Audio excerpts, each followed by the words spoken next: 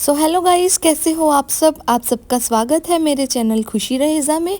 तो आज एक और इंटरेस्टिंग वीडियो आप सबके लिए लेकर आ गई हूँ। तो इस वीडियो में मैं आपको कुछ डिफरेंट टॉपिक लाई हूँ। इसमें मैं आपको मिक्स एंड मैच करके कैसे हम न्यू कलर को क्रिएट करते हैं वो मैं आपको इसमें बताऊंगी।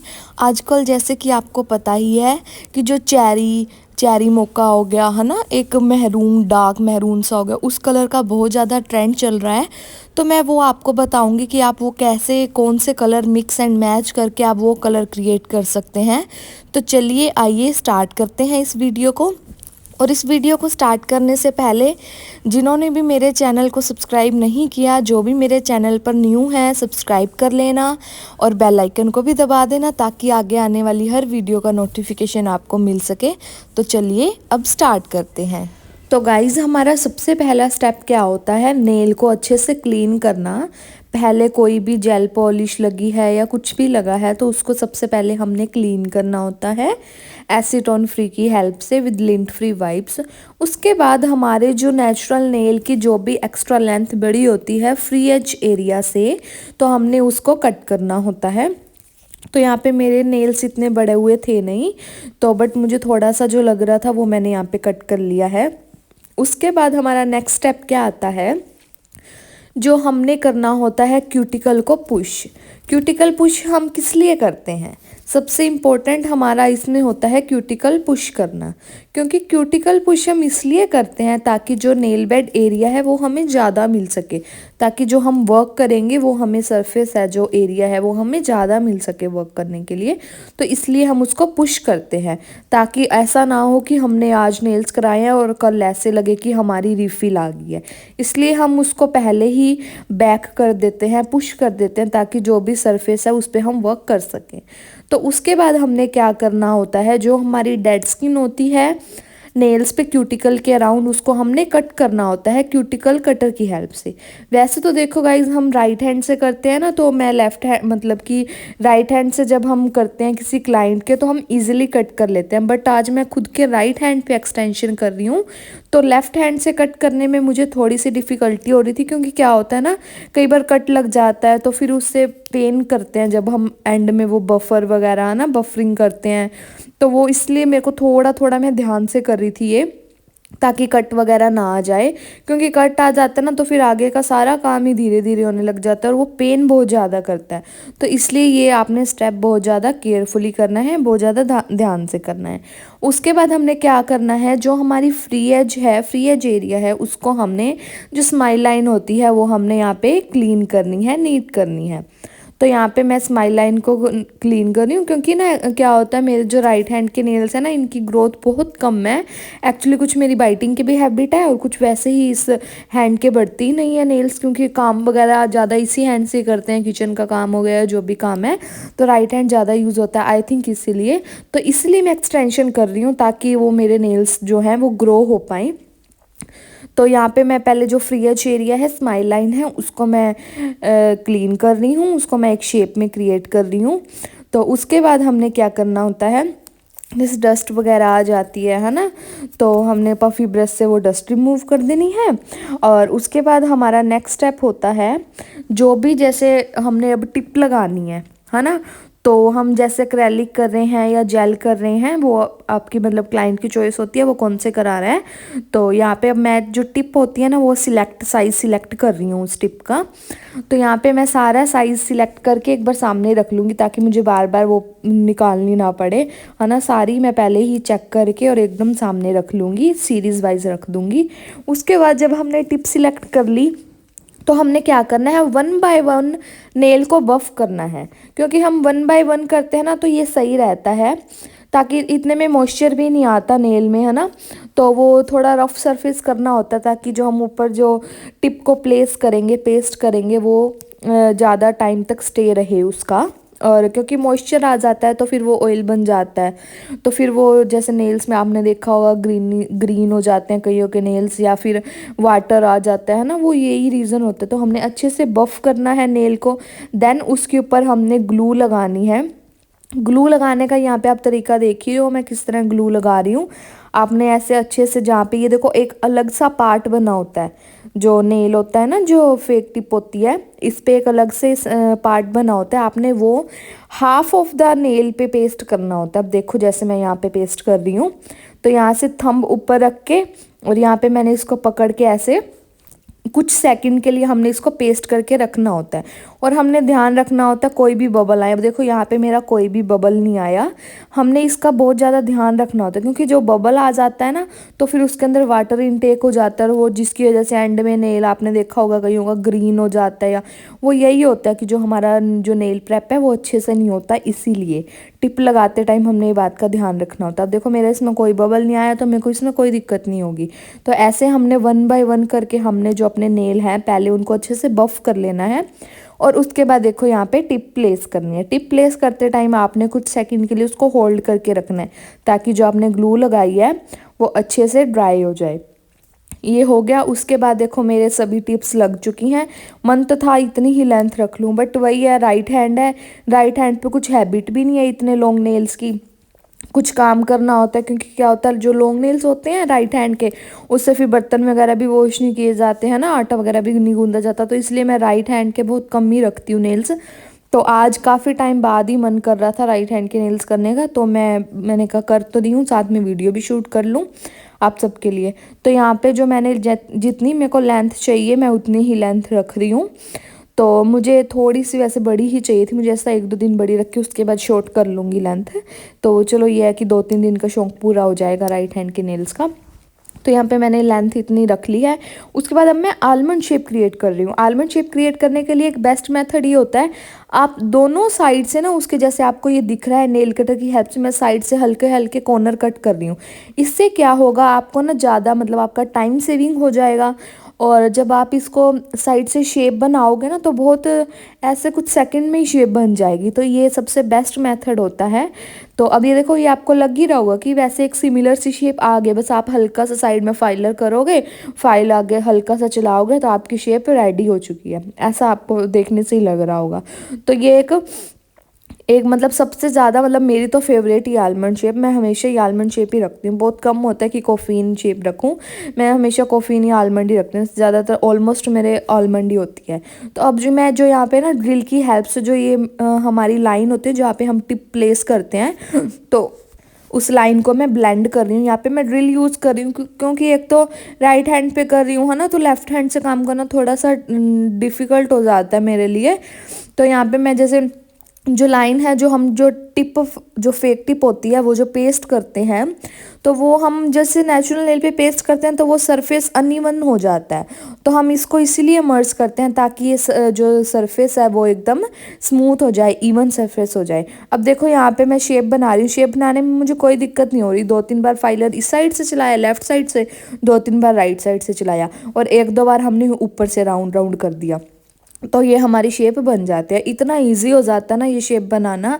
और आजकल ऐसे भी आपको पता है यही शेप भी बहुत ज़्यादा ट्रेंडिंग में चल रही है। आपने देखा होगा वो जो चेरी शेड के नेल्स होते हैं ना, महरून, चेरी, रेड मोका, उसमें ज़्यादातर यही शेप ही आपको दिख रही होगी। अगर आपने देखा होगा पिंटरेस्ट पे, इंस्टा पे, हर जगह ही वही नेल पेंट की शेड वही और आलमंड शेप ही वायरल हो रखे। तो अब मेरा भी बहुत ज़्यादा ही मन कर रहा था देख के करने का।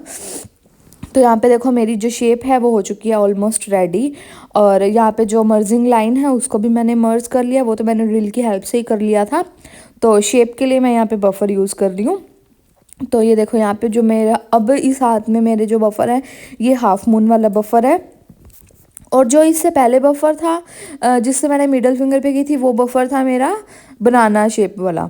तो ये अगर आपको ये टॉपिक पे भी मतलब वीडियो चाहिए तो आप मुझे कमेंट करना, मैं इस पे भी जरूर वीडियो लेके आऊँगी। मतलब कितनी शेप के बफर होते हैं, क्या क्या उनका कैसे कैसे रोल होता है। जैसे 100/180 होता है, 100/100 होता है, ऐसे ऐसे।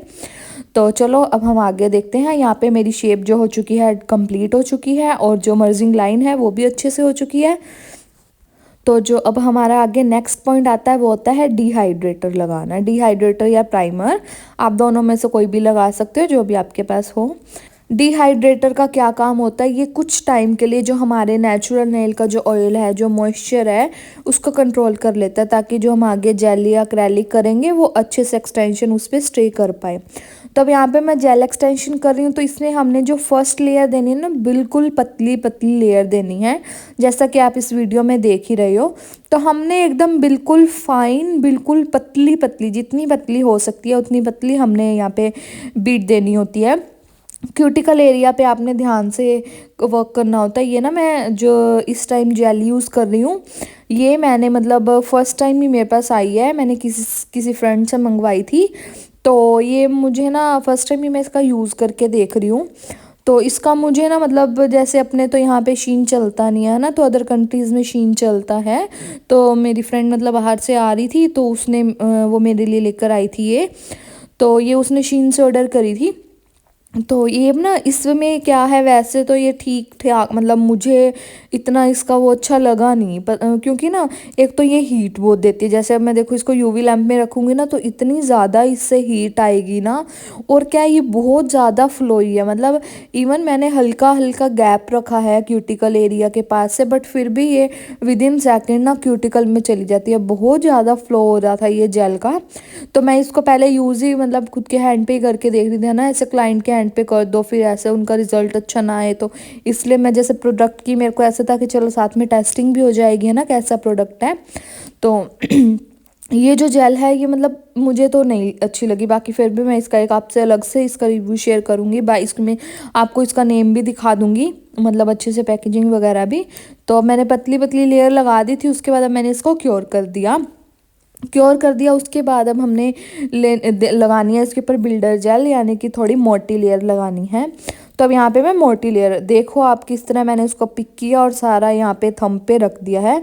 सॉरी इसमें ना मुझे ध्यान नहीं रहा और मेरा जो हैंड था वो कैमरे से बाहर हो गया, तो इसमें आपको थोड़ा थोड़ा ही दिख रहा है। बाकी जो मैं एक आगे जैसे नेक्स्ट फिंगर पे करूँगी, तो वो मैंने अच्छे से क्लिप मतलब ध्यान से देख के ही बनाई थी। देखो इसमें आपको अच्छे से दिख रहा होगा, आप ध्यान से देखना कैसे मैंने ये देखो क्यूटिकल के पास लेके गई हूँ। उसको अच्छे से साइड वॉल से हमने ना ध्यान देना होता है, क्यूटिकल में नहीं जाना चाहिए, साइड वॉल में प्रोडक्ट नहीं जाना चाहिए। बाकी क्योंकि ये जेल बहुत ज़्यादा फ्लोई थी ना, मुझे मज़ा नहीं आया इस जेल से काम करने में बिल्कुल भी।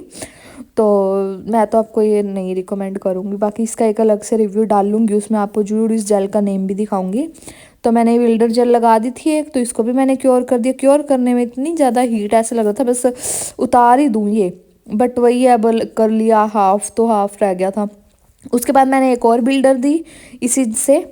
तो बिल्डर ये भी मतलब उससे थोड़ा सा मतलब एपेक्स वगैरह भी आपने इसमें आप देखो ये मेरा हल्का हल्का क्यूटिकल में भी जा रहा है, बहुत ज़्यादा फ्लोई हो रही थी ये। अभी तो मैंने वो टूथपिक की हेल्प से भी थोड़ा सा क्लीन कर दिया था। उसके बाद अब मैं फिर इसको फिर से क्योर करा रही हूँ। तो यहाँ पे आपने 60 सेकंड के लिए इसको क्योर कराना होता है। तो यहाँ पे देखो ये मेरी हो चुकी है डन। और उसके बाद अब मैं जो क्या है इसको एसीटोन फ्री की हेल्प से इसको क्लीन करूँगी, ताकि वो जो भी चिपचिपाहट होती है वो साफ़ हो जाए, जो हमारा जो एमडी बोर्ड है, बफर है, वो ख़राब ना हो। तो यहाँ पे मैंने इसको अच्छे से एक बार क्लीन कर लिया। डंट्स एंड बम्प्स तो आ ही जाते हैं, जैसे चाहे हम एक्रेलिक करें चाहे हम जेल करें। बाकी मेरे एक्रेलिक में बहुत कम आते हैं, जेल में फिर भी आ जाते हैं। बट हमने इसमें ये भी ध्यान रखना होता है कि कोई बबल वगैरह भी नहीं बनना चाहिए। तब यहाँ पे देखो मेरी वैसे भी ऐसे ही प्यारे लग रहे हैं, बट वही अभी डंट्स एंड बम्प्स वो क्लियर करने पड़ेंगे। तो उसके बाद हमने अब जो बफर होता है उसकी हेल्प से देखो मैं यहाँ पे अब डंट्स एंड बम्प्स को क्लियर कर रही हूँ। तो आपने ये ध्यान देना होता है कि पहले सबसे पहले हमने जैसे शेप जो भी थी उसको एक बार फिर से रीटच दे दिया ना, शेप को क्लीन कर दिया। उसके बाद हमने जो क्यूटिकल के पास होता है, जो साइड में वॉल एरिया होता है, वॉल लाइन होती है ना, उसको हमने क्लीन करना होता है। और देन ऊपर का जो सरफेस होता है उसको हमने जो डंट्स एंड बम्प्स होते हैं वो रिमूव करने होते हैं। तो यहाँ पर आप देख ही रहे हो। तो जैसे कि अब यहाँ पे मेरा ये वर्क ऑलमोस्ट हो ही चुका है, और अब मेरी जो मिडल फिंगर है उसकी बारी आ गई है। उस पर मैं पहले शेप क्लीन कर रही हूँ, उसके बाद जो ऊपर का सरफेस है वो क्लीन करूँगी। जो भी डंट्स एंड बम्प्स हैं वो हमने इसमें क्लियर करने होते हैं। ये करने के बाद हमने सॉफ्ट ब्लॉक बफ से भी करना होता है, वो क्लिप रह गई बीच में ऐड करनी। वो करने के बाद अब मैं यहाँ पे ना शेड बना रही हूँ। अब ये आप देखो यहाँ पे मैंने स्विस ब्यूटी की जेल पॉलिश ली है। 28 नंबर जो है स्विस ब्यूटी का रेड कलर है, रेड में मिक्स सही है, थोड़ा सा प्रॉपर रेड नहीं है। तो ये वाली मैंने शेड ली है, और साथ में मैं ले रही हूँ ब्लैक कलर। ब्लैक कलर आप कोई भी ब्रांड का ले सकते हो। तो ये मैंने मतलब जो रेड क्वांटिटी है ना वो तो आपने लेनी है ज़्यादा, और जो ब्लैक है वो आपने लेनी है थोड़ी सी। अगर आपको थोड़ा और डार्क शेड चाहिए तो आप ब्लैक मिक्स कर सकते हो, अगर आपको थोड़ा थोड़ा लाइट लाइट लाइट चाहिए तो आप रेड मिक्स कर सकते हो। तो अभी मैं यहाँ पे रेड मिक्स कर रही हूँ। तो क्योंकि ऑलमोस्ट जेल पॉलिश ख़त्म ही हो चुकी है, तो मुझे ऐसा जितनी निकलती है इससे निकाल के इसको मैं यूज़ कर ही लूँ। तो यहाँ पे मैंने ना ये जो जेल पॉलिश है ना ये बना के ना एक मैंने कंटेनर में स्टोर करके रख ली थी, यही वाली शेड, क्योंकि पता है क्लाइंट आते हैं उनके सामने इतना मिक्स मैच करो है ना, इतना टाइम थोड़ा जाता है। तो अभी मैंने कहा चीज़ को पहले से ही मतलब बना के इसको कंटेनर में फिल करके रख लेती हूँ। तो ये देखो यहाँ पे ये जो शेड बन गया, अभी मैं इसको अच्छे से मिक्स मिक्स मिक्स कर रही हूँ। आपने अच्छे से मिक्स करना ताकि कहीं भी मतलब ऐसा कुछ रह ना जाए कि वो अलग से ही कलर कोई दिखे। तो यहाँ पे देखो एकदम प्रॉपर अच्छे से मिक्स हो चुका है, कलर एग्जैक्ट वही बन गया जो मुझे कलर चाहिए था। तो अब मैं यहाँ पे आप टेस्ट करके भी आप बीच बीच में देख सकते हो, मतलब जो आपकी डिज़ायर आपकी शेड थी वो मिल बन गई है।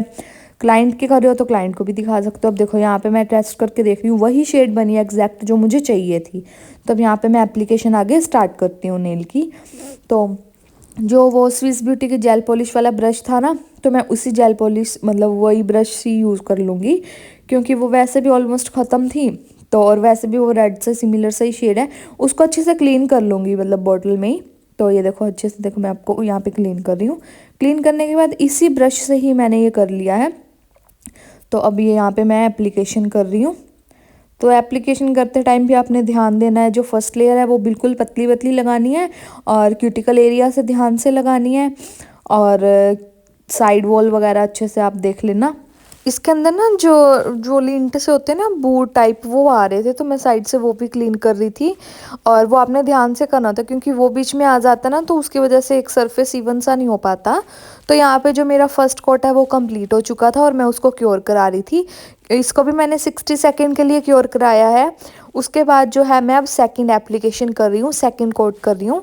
तो मुझे थोड़ा सा और डार्क मिल जाए है ना, जैसे कि वैसे भी ये शेड बहुत ज़्यादा प्यारी है, मेरी तो फेवरेट शेड बन गई है। और इसके ऊपर जैसे मैंने सेकंड कोट किया, इसको भी मैंने 60 सेकंड के लिए क्योर कराया है। तो कई बार ऐसा होता है कि आपका लैंप मतलब कि कम वोट वाला है, तो आप थोड़ा इसको ज़्यादा टाइम के लिए भी क्योर करा सकते हो। तो मेरा 60 सेकंड में ही अच्छे से क्योर हो जाता है, तो मुझे 60 सेकंड ही इनफ लगता है। तो यहाँ पे मैंने एक अच्छे से सेकंड कोट भी अप्लाई कर लिया है। अगर आपको क्यूटिकल के आसपास मतलब लगता है ना कि क्यूटिकल में जा रहा है प्रोडक्ट, तो वो जो बिल्कुल पतला सा ब्रश होता है ना, तो आप उसकी हेल्प से भी क्यूटिकल के आसपास जेल पॉलिश लगा सकते हो।